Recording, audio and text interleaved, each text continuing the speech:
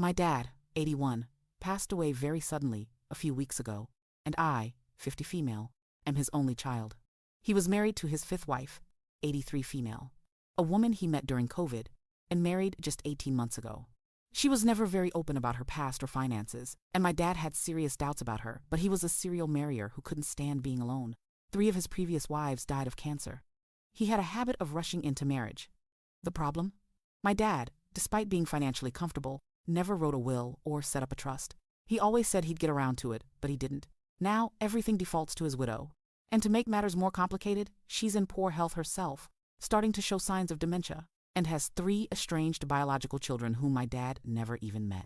When I flew in from out of state to say goodbye, it was literally hours before he passed. His wife had offered to cover my last-minute flight and hotel costs, completely unprompted.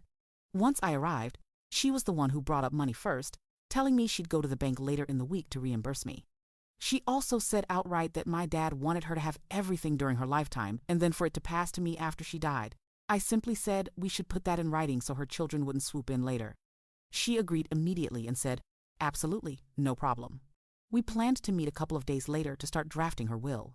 But before that could happen, I got a message from one of my dad's friends, 73, accusing me of being abhorrent for bringing up money so soon after his death. I explained that the widow had initiated those conversations, and I normally wouldn't push for a will this quickly, but considering she's elderly, in poor health, possibly declining mentally and has no ties to this town, I thought it was practical to handle it while I was physically there. Apparently that wasn't good enough. The friend told the widow to avoid me for the rest of the week, told me to leave town early, and essentially painted me as a greedy villain. The widow went into hiding, never reimbursed me for the trip, and of course never followed through on the will.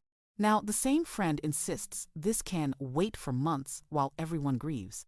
But I can't shake the feeling my dad's widow was a scammer who targeted him, and that if I don't act soon, she'll either vanish or leave everything to her estranged kids.